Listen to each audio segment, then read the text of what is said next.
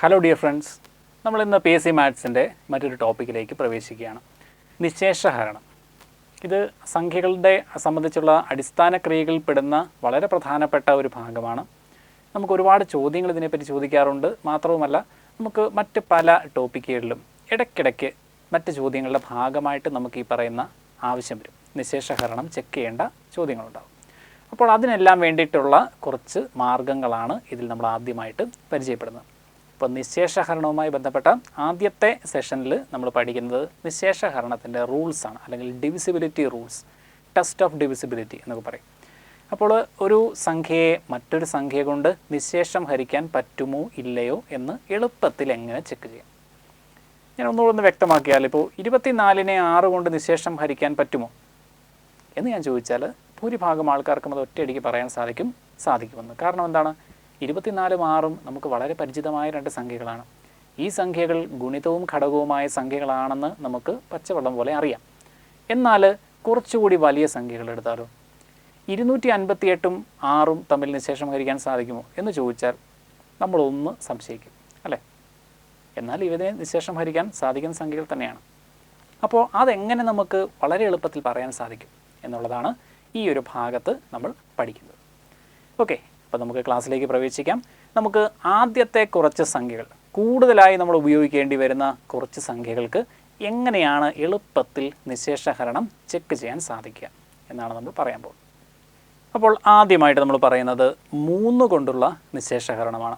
പ്രത്യേകം ശ്രദ്ധിക്കുക. അതെന്തുകൊണ്ടാണെന്ന് ചോദിച്ചാൽ 1ഉം 2ഉം നമ്മൾ പറയേണ്ട ആവശ്യമില്ല, അല്ലേ? 1നെ പറ്റി ഒന്നും പറയേണ്ട കാര്യമില്ല. എല്ലാ എണ്ണൽ സംഖ്യകളും 1ൻ്റെ ഗുണിതങ്ങളാണ്, അല്ലെങ്കിൽ എല്ലാ എണ്ണൽ സംഖ്യയും 1 കൊണ്ട് നിശേഷം ഹരിക്കാൻ സാധിക്കും.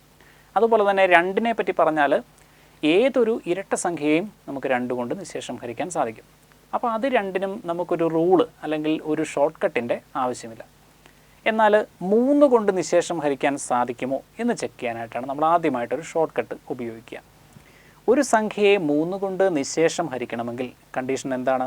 സംഖ്യയിലെ അക്കങ്ങളുടെ തുക 3ൻ്റെ ഗുണിതമായിരിക്കണം. ഓക്കെ, പ്രത്യേകം ശ്രദ്ധിക്കുക. സംഖ്യയിലെ അക്കങ്ങളുടെ തുക ഉപയോഗിച്ചാണ് നമ്മൾ 3ൻ്റെ നിശേഷഹരണം ചെക്ക് ചെയ്യുന്നത്. ഇപ്പോൾ ഒരു ഉദാഹരണം നമുക്ക് പെട്ടെന്ന് പറയാം. 2527 3 കൊണ്ട് നിശേഷം ഹരിക്കാൻ പറ്റുമോ ഇല്ലയോ എന്ന് നമുക്ക് ചെക്ക് ചെയ്യാം. നമ്മൾ ചെയ്യേണ്ടത് എന്താണ്? 2, 5, 2, 7 ഈ അക്കങ്ങളുടെ എല്ലാം തുക എത്രയാണെന്ന് നോക്കുക. ഈ അക്കങ്ങളുടെ തുക എടുക്കുമ്പോൾ നമുക്ക് കിട്ടുന്നത് 16 ആണ്. ഈ 16 3ൻ്റെ ഗുണിതമല്ല. അതുകൊണ്ട് തന്നെ സംഖ്യയും 3ൻ്റെ ഗുണിതമല്ല എന്ന് നമുക്ക് ഉറപ്പിച്ച് പറയാം, അല്ലേ? അതേസമയം മറ്റൊരു എക്സാമ്പിൾ നമുക്ക് നോക്കാം. 1713 3ൻ്റെ ഗുണിതമാണോ എന്ന് നമുക്ക് ചെക്ക് ചെയ്യണം. വീണ്ടും നമ്മൾ ചെക്ക് ചെയ്യുന്നത് എന്താണ്? അക്കങ്ങൾ 1, 7, 1, 3 അക്കങ്ങളുടെ തുക എടുക്കുക. 1, 7, 1, 3 എന്നീ അക്കങ്ങൾ കൂട്ടിയാൽ നമുക്ക് കിട്ടുന്ന തുക 12 ആണ്. 12 നമുക്കറിയാവുന്ന സംഖ്യയാണ്, 3ൻ്റെ ഗുണിതമായ ഒരു സംഖ്യയാണ്. അതുകൊണ്ട് തന്നെ 1713ഉം 3ൻ്റെ ഗുണിതമായിരിക്കും. അപ്പോൾ ഈ ഒരു മെത്തേഡിലാണ് നമ്മൾ 3 കൊണ്ടുള്ള നിശേഷഹരണം എളുപ്പത്തിൽ ചെക്ക് ചെയ്തത്. കുറച്ചുകൂടി വലിയ സംഖ്യകളാണെങ്കിലും നമ്മൾ ഇതേ ലോജിക്ക് തന്നെ ഫോളോ ചെയ്താൽ മതി. ഇപ്പോൾ 58,163 എന്ന സംഖ്യ 3ൻ്റെ ഗുണിതമാണോ എന്ന് നമുക്ക് പരിശോധിക്കണം. നമ്മൾ എന്താണ് ചെയ്യേണ്ടത്? 5, 8, 1, 6, 3 ഇത്രയും സംഖ്യകളുടെ തുക എടുക്കുന്നു. നമുക്ക് അക്കങ്ങളുടെ തുകയായിട്ട് നമുക്ക് കിട്ടുന്നത് 23 ആണ്. 23 3ൻ്റെ ഗുണിതമായ സംഖ്യയല്ല. അതുകൊണ്ട് തന്നെ ഈ പറയുന്ന 58,163 ഒരിക്കലും 3ൻ്റെ ഗുണിതമല്ല. അപ്പോൾ ഈ പറയുന്ന മെത്തേഡ് കൃത്യമായിട്ട് മനസ്സിലാക്കുക. ഒരു സംഖ്യ 3ൻ്റെ ഗുണിതമാകണമെങ്കിൽ അക്കങ്ങളുടെ തുക 3ൻ്റെ ഗുണിതമാകണം. 4 കൊണ്ട് ഒരു സംഖ്യയെ നിശേഷം ഹരിക്കണമെങ്കിൽ എന്താവണം കണ്ടീഷൻ? അവസാന 2 അക്കങ്ങൾ 00 അല്ലെങ്കിൽ 4ൻ്റെ ഗുണിതമാകണം. ശ്രദ്ധിച്ച് വായിക്കാം. അവസാന 2 അക്കങ്ങൾ മാത്രം ശ്രദ്ധിച്ചാൽ മതിയാവും, ഒന്നാമത്തെ കാര്യം. അപ്പോൾ അതിൽ അവസാന 2 അക്കങ്ങൾ എന്തൊക്കെയാകണം? ഒന്നുകിൽ 2ഉം 0 ആയിരിക്കണം, അല്ലെങ്കിൽ ആ 2 അക്കങ്ങൾ ചേർന്ന് രൂപം കൊള്ളുന്ന സംഖ്യ 4ൻ്റെ ഒരു ഗുണിതമായിരിക്കണം. ഓക്കെ, അപ്പോൾ ഞാനിവിടെ കുറച്ച് സംഖ്യകൾ എഴുതാം. അതിൽ 4ൻ്റെ ഗുണിതങ്ങളുണ്ടോ? ഉണ്ടെങ്കിൽ ഏതൊക്കെയാണ് എന്നുള്ളത് നിങ്ങളൊന്ന് നോക്കിയിട്ട് പറയാം. ആദ്യത്തേത് 46,072. രണ്ടാമത്തത് 80,162. മൂന്നാമത്തത് 16,432. നാലാമത്തത് 72,084. അപ്പോൾ 4ൻ്റെ നിശേഷഹരണം നമ്മൾ എങ്ങനെയാണ് പറഞ്ഞത്? സംഖ്യയുടെ ബാക്കിയുള്ള ഭാഗത്തേക്ക് നമ്മൾ നോക്കേണ്ട ആവശ്യമേ ഇല്ല. നമുക്ക് എന്തുമാത്രം മതി? അവസാന രണ്ടക്കങ്ങൾ ചേരുന്ന സംഖ്യ മാത്രം ചിന്തിച്ചാൽ മതിയാവും. അപ്പോൾ അതിൽ നോക്കുക, 72 ഗുണന പട്ടിക അറിയാമെങ്കിൽ വളരെ എളുപ്പത്തിൽ പറയാൻ പറ്റും.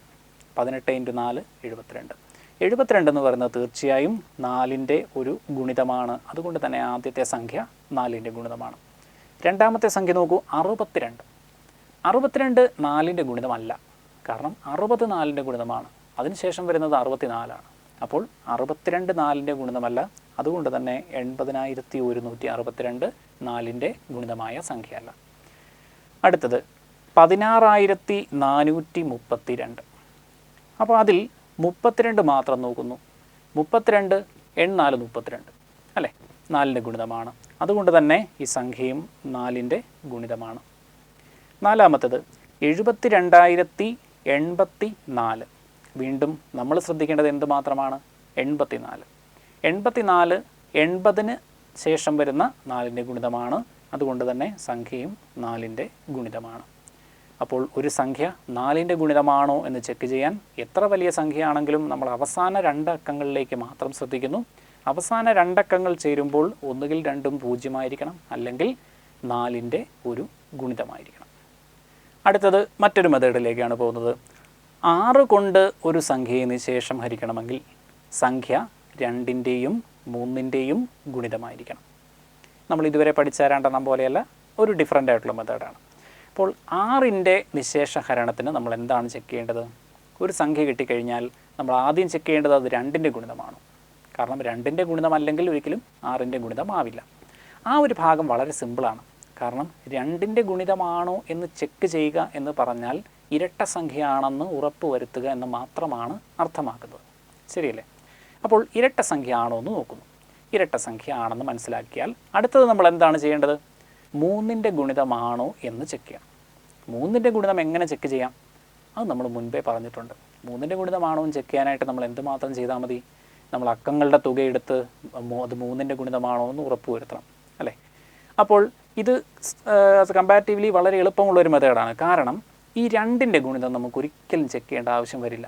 കാരണം ഒരു സംഖ്യ നമുക്കിപ്പോൾ താഴെ കൊടുത്തിരിക്കുന്നവയിൽ 6ൻ്റെ ഗുണിതം ഏത് എന്ന് ചോദിച്ചാൽ 4 എണ്ണവും ഇരട്ട സംഖ്യകളായിരിക്കും. ഒരിക്കലും ഒരു ഒറ്റ സംഖ്യ തരാനുള്ള സാധ്യത അവിടെ കാണാനില്ല.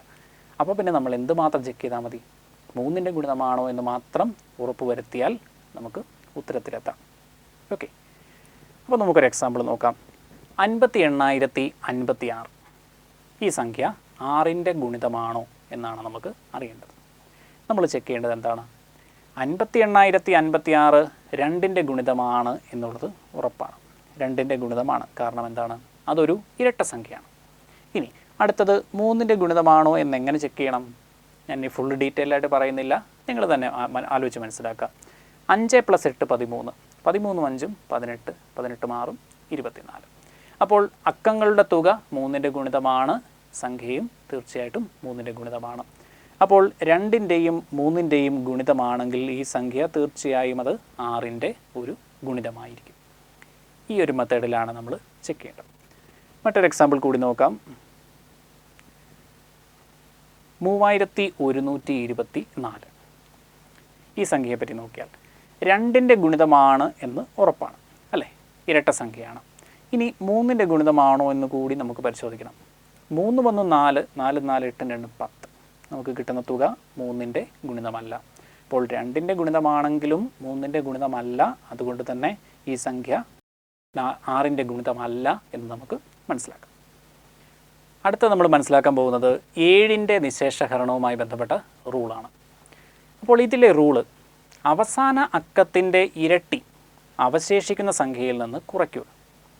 കിട്ടുന്നത് 0 അല്ലെങ്കിൽ 7ൻ്റെ ഗുണിതമാണെങ്കിൽ സംഖ്യയെ 7 കൊണ്ട് നിശേഷം ഹരിക്കാം.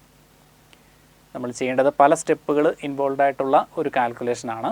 ഇത് നമ്മൾ മുമ്പ് പറഞ്ഞതുപോലെയല്ല, ഒരിത്തിരി ലെങ്തി ആയിട്ട് വരാവുന്ന ഒരു കാൽക്കുലേഷനാണ്. അപ്പോൾ അതുകൊണ്ട് തന്നെ നമ്മളതൊന്ന് കൃത്യമായിട്ട് മനസ്സിലാക്കാൻ ഒരു എക്സാമ്പിളും കൂടെ ഉണ്ടെങ്കിലേ നമുക്കത് എളുപ്പത്തിൽ മനസ്സിലാക്കാൻ സാധിക്കും. ഇപ്പോൾ ഞാനൊരു സംഖ്യ എഴുതാം, 4354. ഇത് 7ൻ്റെ ഗുണിതമാണോ എന്ന് നമുക്ക് ചെക്ക് ചെയ്യണം. ഒന്ന് ടോപ്പിൽ എഴുതിയിരിക്കുന്നതൊന്ന് വായിച്ച് നോക്കാം. അവസാന അക്കത്തിൻ്റെ ഇരട്ടി, അവസാന അക്കം 4ആണ്, 4ൻ്റെ ഇരട്ടി 8ആണ്. അവശേഷിക്കുന്ന സംഖ്യയിൽ നിന്ന് എന്ന് പറഞ്ഞാൽ വ്യക്തമായി മനസ്സിലാക്കുക, അവശേഷിക്കുന്ന സംഖ്യ ഇവിടെ എന്താണ്? 435ആണ്. അപ്പോൾ 435ൽ നിന്ന് 8 കുറയ്ക്കുക എന്നതാണ് അവിടെ ഉദ്ദേശിക്കുന്ന കാൽക്കുലേഷൻ. അപ്പോൾ 435ൽ നിന്ന് 8 കുറയ്ക്കുമ്പോൾ നമുക്കൊരു സംഖ്യ കിട്ടും 427. അപ്പോൾ ഇങ്ങനെ കിട്ടുന്ന സംഖ്യ 7ൻ്റെ ഗുണിതമാണെങ്കിൽ സംഖ്യ 7ൻ്റെ ഗുണിതമാണ്. അപ്പോൾ 427 എന്ന് പറയുന്ന ഈ കിട്ടിയിരിക്കുന്ന സംഖ്യ എല്ലാവർക്കും അത് ഒരേപോലെ ഈസി ആയിട്ട് ഐഡൻറ്റിഫൈ ചെയ്യാൻ പറ്റിയെന്ന് വരില്ല. അതുകൊണ്ട് നമുക്ക് എന്ത് ചെയ്യാം? ഇതേ സ്റ്റെപ്പ് ഒന്നുകൂടി ആവർത്തിക്കാം. മനസ്സിലാക്കുക, കിട്ടുന്ന സംഖ്യ വലുതാണെങ്കിൽ, നമ്മളിവിടെ എഴുതിയിട്ടില്ലാത്തൊരു ചെറിയ കാര്യമാണ്, ഇങ്ങനെ കിട്ടുന്ന സംഖ്യ നമുക്ക് തിരിച്ചറിയാൻ പറ്റാത്തതുപോലെ വലുതാണെങ്കിൽ നമ്മൾ എന്ത് ചെയ്യണം? ഇതേ രീതി ആവർത്തിക്കുക. ഓക്കെ, വീണ്ടും ഇതേ രീതി ആവർത്തിക്കുന്നു. 7ൻ്റെ ഇരട്ടി 14, ബാക്കിയുള്ള ഭാഗം 42. അപ്പോൾ 42ൽ നിന്ന് 14 കുറയ്ക്കുന്നു, അപ്പോൾ നമുക്കൊരു ഉത്തരം കിട്ടും 28. ഇപ്പോൾ ഏതൊരാൾക്കും ഇതിനെ ഈസി ആയിട്ട് തിരിച്ചറിയാം, 7ൻ്റെ ഗുണിതമാണ് അല്ലേ? അങ്ങനെ നമ്മുടെ വലിയ സംഖ്യ, താരതമ്യേന മനസ്സിലാക്കാൻ പറ്റാത്തത്ര വലിപ്പമുള്ള ഒരു സംഖ്യയെ നമ്മൾ ചെറിയ ചെറിയ ഭാഗങ്ങളാക്കി അതിൻ്റെ വലിപ്പം കുറച്ച് കൊണ്ടുവന്ന് നമുക്ക് ഐഡൻറ്റിഫൈ ചെയ്യാൻ പറ്റുന്ന ഒരു രീതിയിലേക്ക് കൊണ്ടുവരുന്നു. ഈ കാര്യം ഒന്നുകൂടി വ്യക്തമാക്കാൻ വേണ്ടി നമുക്ക് മറ്റൊരു സംഖ്യയും കൂടെ നോക്കിയാലോ. ഇപ്പോൾ 2712 7ൻ്റെ ഗുണിതമാണോ എന്ന് നമുക്കൊന്ന് ചെക്ക് ചെയ്യാം. നമ്മൾ ചെയ്യേണ്ടത് 2ൻ്റെ ഇരട്ടിയായ 4 271ൽ നിന്ന് കുറയ്ക്കുന്നു. 271ൽ നിന്ന് 4 കുറച്ചാൽ നമുക്കൊരു ഉത്തരം കിട്ടും 267. 267 വീണ്ടും നമുക്ക് മനസ്സിലാക്കാൻ എളുപ്പമുള്ള ഒരു സംഖ്യയല്ല. 7ൻ്റെ ഇരട്ടി 14, 7ൻ്റെ ഇരട്ടിയായ 14 26ൽ നിന്ന് കുറയ്ക്കുന്നു. 26ൽ നിന്ന് 14 പോയാൽ നമുക്ക് ബാക്കിയാവുന്നത് 12ആണ്. അവിടെ വെച്ച് നമുക്കത് മനസ്സിലാക്കാം 7ൻ്റെ ഗുണിതം അല്ല. അപ്പോൾ ഇങ്ങനെ കിട്ടുന്ന വ്യത്യാസം ഒന്നുകിൽ 0 ആയിരിക്കണം, അല്ലെങ്കിൽ അത് 7ൻ്റെ ഒരു ഗുണിതമായിരിക്കണം. നമുക്ക് അടുത്ത് നോക്കാം. 8ൻ്റെ നിശേഷഹരണവുമായി ബന്ധപ്പെട്ട റൂള്. 8 കൊണ്ടൊരു സംഖ്യയെ നിശേഷം ഹരിക്കാൻ എങ്ങനെയായിരിക്കണം? അവസാന 3 അക്കങ്ങൾ 000 അല്ലെങ്കിൽ 8ൻ്റെ ഒരു ഗുണിതമായിരിക്കണം. അപ്പോൾ നമ്മൾ നേരത്തെ പഠിച്ചൊരു കാര്യം നമുക്ക് ഓർമ്മ വരും അല്ലേ? ഏതാണ്? 4ൻ്റെ നിശേഷഹരണം. 4ന് നമ്മൾ പഠിച്ചത് എന്താണ്? അവസാന 2 അക്കങ്ങൾ എന്നാണ് പഠിച്ചത്. അപ്പോൾ അതേ രീതിയിൽ ഇവിടെ വരുമ്പോൾ എന്താവും? അവസാന 3 അക്കങ്ങളാകും. അവിടെ നമ്മൾ പറഞ്ഞത് അവസാന 2 അക്കങ്ങൾ ഒന്നുകിൽ 2ഉം 0 ആയിരിക്കണം, അല്ലെങ്കിൽ 4ൻ്റെ ഒരു ഗുണിതമായിരിക്കണം. ഇവിടെ വരുമ്പോൾ അതെന്തായി? അവസാന 3 അക്കങ്ങൾ ഒന്നുകിൽ 3ഉം 0 ആയിരിക്കണം, അല്ലെങ്കിൽ 8ൻ്റെ ഒരു ഗുണിതമായിരിക്കണം. നമുക്കൊരു എക്സാമ്പിൾ നോക്കാം. 12344 8ൻ്റെ ഗുണിതമാണോ എന്ന് ചോദിച്ചാൽ ഇതൊരു 5 അക്ക സംഖ്യയാണ്. നമുക്ക് പെട്ടെന്ന് അത് നോക്കിയിട്ട് പറയാൻ പറ്റില്ല. അപ്പോൾ നമ്മൾ എന്ത് ചെയ്യും? അവസാനത്തെ 3 അക്കങ്ങൾ എടുക്കുന്നു. അവസാനത്തെ 3 അക്കങ്ങൾ 344. 344 8ൻ്റെ ഗുണിതമാണോ എന്ന് ചോദിക്കുമ്പോൾ നമുക്ക് മനസ്സിലാവും ഇത് 4 പോലെ അത്ര എളുപ്പമല്ല. 4ൻ്റെ നമുക്ക് എളുപ്പത്തിൽ പറയാൻ പറ്റുമായിരുന്നു, കാരണം അത് 2 അക്കങ്ങളായിരുന്നു. അപ്പം 3 അക്കങ്ങൾ വരുമ്പോൾ നമ്മൾ കുറച്ചുകൂടി ഒന്ന് ബുദ്ധിമുട്ടും. അപ്പോൾ അത് മനസ്സിലാക്കാൻ നമ്മൾ ചെയ്യേണ്ടത് ഈ 344 ഈ 34നെ പറ്റി മാത്രം ഒന്ന് ചിന്തിക്കാം.